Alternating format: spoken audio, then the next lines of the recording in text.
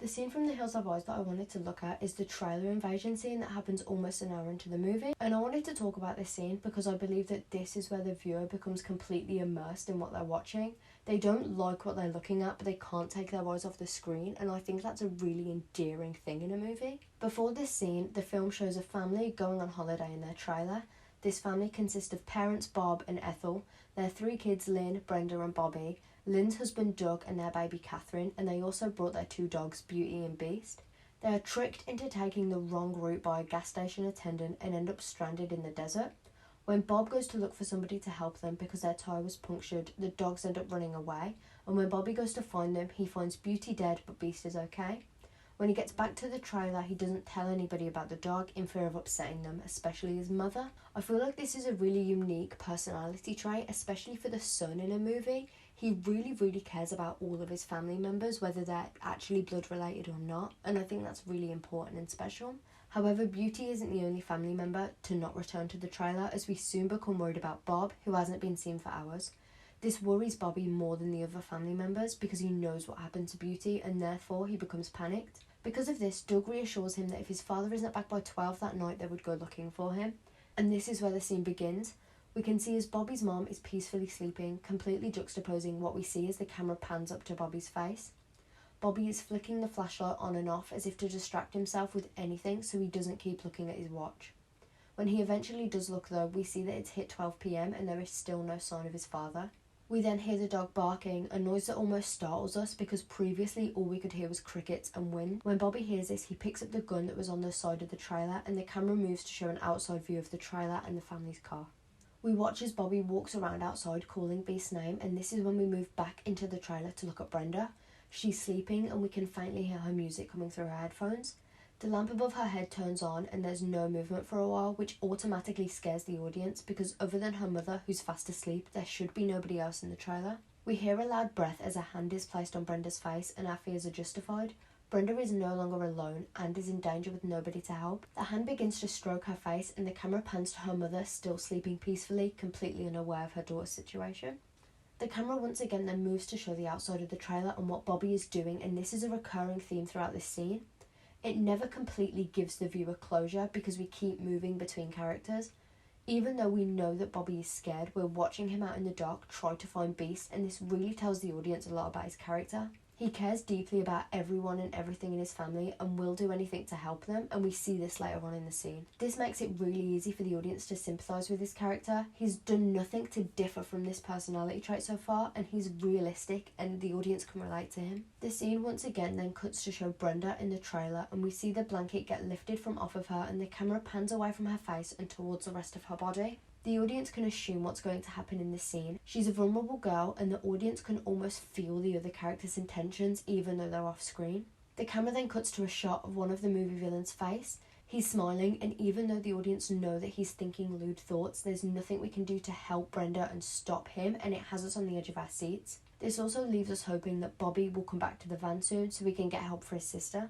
However, as the scene goes on, we realise that she will not get the help she needs for a while. We're disgusted by the creature's face as soon as we see it because even though he looks human, because he is just in an odd way, he still looks scary and untrustworthy. And I believe that you can relate these monsters to the act that he is soon going to commit. He is a creation of incest, which people look down upon. Rape is a disgusting action, however some people will say that it's just another form of sex, in the same way that interbreeding isn't natural, however these people are still human beings. The scene then once again cuts to show the audience Bobby outside, and he hears a noise coming from behind a bush, and even though we don't see what Bobby can, we can assume it's scary or dangerous by the fact that he runs away, and he hasn't done that yet. The sound design in this scene is also done really well. There are average background noises that get interrupted by a louder, more abrupt noise, not enough to scare the viewer, but enough to keep their focus on the screen. These abrupt, almost alarm-like sounds carry to the next shot where we're once again focused on Brenda. The camera pans back up to her head as the mutant once again starts stroking her face. Actually feeling it this time, she wakes up, and as she goes to scream, the man covers her mouth, meaning her mother can't hear her cries for help. Even just through the 1 millisecond shot of the monster's hand covering her face, we can see how huge it is. It covers almost her entire face, and it shows the audience just how powerless Brenda actually is. The camera then cuts once again to show Bobby in a panic, sporadically knocking on the car window that his sister and her boyfriend are asleep in. Once again, it leaves the viewer to wonder what's happening to Brenda. Because we don't know exactly what's happening, we're left to think the absolute worst. When the couple finally open the window to Bobby's knocks, they seem angry at him, probably for waking them up. This furthers that feeling of feeling alone, and even though it does dissipate later in the scene, right now that sense of having nobody to help is strong, and it leaves the audience feeling really sorry for the characters because they can't actually help. When Bobby is trying to explain what's going on, we see that family dynamic really come through a bit more. Even though the couple are agitated because Bobby woke them up, they still care about what he has to say, and they really try to calm him down. We watch as Doug gets out the car and tells Lynn to stay in the car and lock the windows, and then he tries to reassure Bobby as they walk away, and this is a really nice dynamic to see. Even though Doug is not blood related, and earlier in the movie they were teasing him, it was only a joke. Really, everyone in this family cares about each other, which leads to what happens later in the movie to be more traumatic for the characters and the audience. As the camera moves with Bobby and Doug walking, it moves through the window of the trailer to show what's happening to Brenda, and this shows the audience that even though these two things are happening at the same time and in close proximity to each other, neither is aware of the other situation, and it leaves the audience feeling as though all of the characters involved are helpless, not just Brenda. We then see as Pluto, the monster who was originally watching Brenda, and how he's practically on top of her, and he pulls out a walkie-talkie. He screams now, and the camera cuts straight to outside of the trailer door where Bobby and Doug were about to go inside, and this completely ruins any chance of Brenda being saved as an explosion goes off in the distance that makes Bobby and Doug turn away. The camera turns towards the explosion and it pans quickly down to show the audience what exploded. We watch as Bob is tied to a wooden post and he's burning alive. This answers the audience question of where is Bob. The noise of the explosion wakes up Ethel. We watch her and the two other men look over at Bob, who we can hear screaming in agony, and Bobby runs towards the fire straight away, once again showing those caring instincts. Even though he doesn't know for sure that it's his father, he has to know and he has to make sure everyone's okay. When Ethel then says that it's Bob and tries to run, Doug really tries to make her say and says that they don't know what it is. Even though the audience can hear the panic in Doug's voice, we also know he doesn't want to upset Ethel. He doesn't want to let her over there because he knows how it will affect her. Once again, it shows how much he really cares about this family, even though he isn't blood related. Ethel does run towards the fire though, and so does Lynn when she gets out the car, and this leaves Doug as the only one standing by the trailer. And for a minute, we do have hope. He runs into the trailer, and for a second we feel that relief as we'll believe that he'll see what's happening to Brenda. Instead, he grabs the fire extinguisher and tells Brenda to watch the baby, and then he leaves. Even though Doug didn't do anything wrong in this situation, in a way the audience is still mad. He couldn't help her because he couldn't see what was going on. However, if he was slower and took more time, maybe he would have realised that something was off. Doug running in to get the fire extinguisher also adds an extra layer of stress for the audience. We are now reminded of the baby who's alone in the trailer with the villain of the movie and Brenda. We already know how dangerous Pluto can be, and we wonder what will happen to the baby if he notices her, because we assume he hasn't already. The camera then pans back to Brenda, and Pluto almost looks overjoyed that he finally has Brenda alone. With all the other family members preoccupied, he can do whatever he wants. We watch as Doug runs towards Bob and the rest of the family with the fire extinguisher, and the camera lingers, leaving the audience uneasy, and for good reason too. After a moment, an ear-piercing noise can be heard and a figure jumps down from the roof of the trailer. We zoom in a bit closer onto him as he pulls out a gun, hops into the trailer and shuts the door, almost giving the audience a sense of the end, and we believe that he is going to kill everyone. It will be the end of their lives. I believe that this could be a subconscious thing. Sometimes that shutting of the door, it feels like a closing, like the end. And what it reminded me of was Saw, like Game Over, when he shuts that door. And I believe that subconsciously it makes the audience feel that terror. The camera then cuts to show the baby crying violently and Lizard, the monster who jumped off the roof, stumbling around in the trailer. And I believe that he makes the audience feel more uneasy than Pluto. Even though he may not look to have the brutal strength that Pluto does, I think that's the point. He isn't as big as Pluto, which makes him more agile, and he seems more human-like. When he starts doing unpleasant things, the audience are forced into that state of shock. We watch Lizard as he notices the birds that the family also brought along, and once again the shot leaves us without closure as we moved into a zoomed-in shot of the fire. We can hear the screams of both Bob and all of his family members, showing the pain that Bob is in and the pain that his family are in because of that.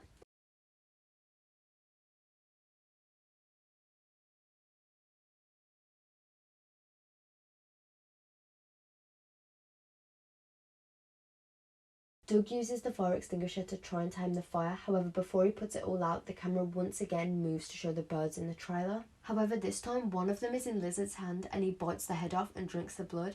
This then removes any human-like qualities that the audience may have thought he had before. Once again, the scene moves to show Doug try to put out the fire as Ethel is pulling him back and Doug is pleading for the others to get her out of there. She is so manic that she's actually hindering Doug's attempt to save her husband. We then see Bobby crying and the audience immediately feels sorry for him. He hasn't done anything but try to help this entire time, but now he can only stand and watch as his dad burns alive. We then see Lizard again, and once again that same siren-like music begins to play and it subconsciously lets the audience know that something abysmal is going to happen. We watch as he pulls Pluto off Brenda and for a split second we have hope until he says, "You've got to be a man to do that," and the audience can gather what his intentions are. Pluto might have raped her, however it wasn't certain, but now that the tension has risen we're almost positive that Lizard is disgusting enough to go through with it.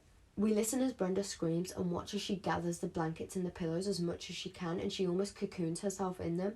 She's unable to get past the two and this is her next best option. Lizard then holds a gun to Pluto's head, showing that he has the power here. Pluto is just a ploy for him to get whatever he wants, and as Pluto moves away he starts to hit and break things throughout the trailer and the tension rises as the audience notice that he's getting closer and closer to the baby. Over Pluto's anger, we can hear Lizard's laughter and Brenda's screams of terror, showing the 3 different emotions in the trailer and none of them sit well with the audience. As Lizard gets closer to Brenda, she starts to hit him with a pillow because that's the only source of protection she has. However, when Lizard gets hold of the pillow and he starts doing the same to her, it's unsettling. Lizard is copying what she is doing as if it's a game.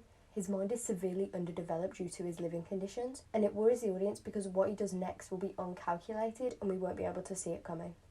Lizard then pulls Brenda into a lying position, making her more vulnerable and punches her in the face to stop her from fighting back. He then proceeds to take down his trousers so he can rape her, and she's unable to move or get help from anybody, and the viewer feels useless. They can't do anything. The audience feels almost responsible even though they genuinely can't do anything to help. We once again hear the baby's cries and this excites Pluto. Through shots flitting between Lizard raping Brenda and Pluto looking at the baby Charlotte as she cries, the audience feels stunned. The baby reaches up to grab at Pluto's face. She has no idea that he's dangerous or what's going on, and by the end of the scene, in a way, the baby is the only character who can represent naivety in the family. Everyone else has lost theirs. They've watched people die and have been through trauma. They aren't naive anymore. They can't be. We move back to Doug and we watch him try and put out the fire as Lynn holds back her mother, and as they turn towards the trailer, Brenda and Lizard's screams and the baby's cries can be heard. This gives the audience an inch of hope. Finally, Brenda might get the help she needs. Lynn instructs her mother to stay put as she runs to the trailer, and when she finally jumps into the trailer, she's met with Lizard holding her baby. This is a sight that would worry anyone, especially the mother of the child. Pluto has a hold on Brenda. She's begging for help, literally reaching out for her sister. Lynn grabs a saucepan and hits Lizard over the head with it, which alerts the audience that this character is going to be a strong and independent character as the movie goes on. But as she goes to hit him again, he grabs her arm and he pulls her down to the floor, once again putting her in a vulnerable position, the same as he did with Brenda. He then pulls a gun out of his jacket pocket and points it at the baby, and this automatically rises the tension. Every single character is helpless right now. However, the baby never really stood a chance because she has no way of fighting back. We once again watch as the baby reaches out towards the gun as if for comfort, but the audience knows that it's the complete opposite and that is not the case. With the gun still pointed at the baby in one hand, Lizard reaches out his other hand towards Lynn. He touches her face like we had previously seen Pluto do to Brenda, and it indicates to the audience what Lizard is thinking. Once again, leaving us without closure, we see Bob on fire and Bobby crying, unable to help. We see him stand up, pull the gun out of his back pocket, and when asked where he's going, he tells Doug that he's going to fucking kill those motherfuckers. Doug still pleads for him to come back and not do something stupid, once again showing that loving connection that he has with this family. We look back to Ethel, and this is where we know that she's heard the screams coming from the trailer, and she stares almost blankly. She doesn't know what to do. Her husband's in pain, but so are her children. We move back to the trailer, and Lizard rips open Lynn's shirt. The situation is quickly becoming more than dangerous, and all 3 girls in this trailer are helpless. We move back to Ethel as she picks up a huge rock, and then we watch as Lizard move Lynn's bra and begins to sexually assault her. We move to look at Pluto, who seems ecstatic because of what he's witnessing, and Brenda, who can't help only scream in pain for her and her sister. When we look back to Lynn's face, it seems strong, almost as if she's disassociating herself from the situation. Doug finally gets Bob off the pole he was tied to, however we know it's too late. Bob is now the first family member to have died. The scene then moves again to show the bun pointed at baby Catherine, and we can still hear her crying until she stops and the music changes. Ethel walks slowly into the trailer holding the rock, and for a moment we have hope. Pluto shouts as if to alert Lizard that they had been interrupted, and just as Ethel raises the rock to hit him, he moves the gun, points at her, and doesn't hesitate to shoot. Ethel flies against the wall and is left to die. This gunshot is what finally alerts Doug and Bobby to the trailer, and this seems like finally someone will be able to help them. We see Brenda screaming, still with Pluto by her side, and because Lizard had to move to shoot Ethel, Lynn was able to move and is literally protecting her baby with her body. She sees a screwdriver that was previously used to fix the air conditioner and she reaches for it. We then move to see as Bobby starts to run towards the trailer without a second thought, and then after a second, Doug runs after him. Lizard moves the gun to Brenda, who starts screaming louder, and as he does this, Lynn takes the opportunity to stab him in the leg with the screwdriver. He wails in pain, but while Lynn is trying to cause as much harm as she can, we see Lizard move the gun to point at her head, and as Brenda screams louder, obviously scared but also trying to gain her sister's attention in the same way that Pluto had to Lizard earlier, Lizard pulls a trigger and shoots Lynn in the head. And this genuinely shocks the audience. From the beginning of the movie, she was set up to be the final girl, but now 1 hour in and she's dead. Brenda's screams go distorted and they fade out as we're shown Lynn's blood splattered onto the walls and onto the baby's toys, really emphasising how important and tragic this death was. The scene cuts to outside of the trailer and we see Pluto leave with the baby in his arms, and Lizard has a hold on Brenda as he forces her out the door. We can see Bobby and Doug struggling to run to the trailer as Brenda is fighting for them to let her go, still screaming. And I think that this is another really good thing about the scene. Throughout it, Brenda doesn't ever actually say anything because she's unable to. However, through the whole scene, she is screaming and we can hear it faintly even when the camera is outside, and it really leaves the audience feeling uneasy.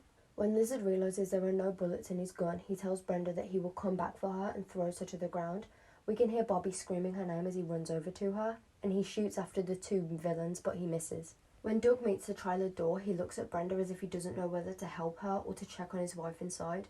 Obviously, we know she's dead, but he doesn't know that yet. Bobby turns around, runs back to Brenda, and falls right next to her to make sure she's okay, and this leaves Doug to feel like he can go into the trailer without feeling guilty, because he didn't leave Brenda on her own. He sees Ethel, and then he turns to see his wife lying on the floor, and he begins to shake, obviously shocked by what's happening. Then Lynn gasps for air and sits up, but it's just a fake out, she is dead.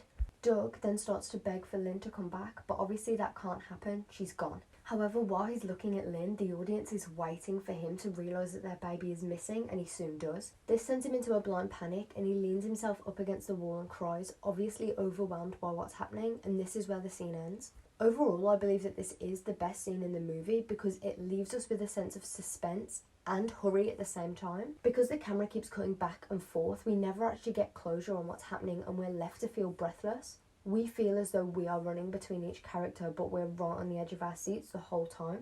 I believe that this is the part of the movie that keeps the viewer entertained and it makes them want to watch the rest. After this, we become so attached to these characters that we want to know what's happening at all times because we were left in the dark for so much of this scene.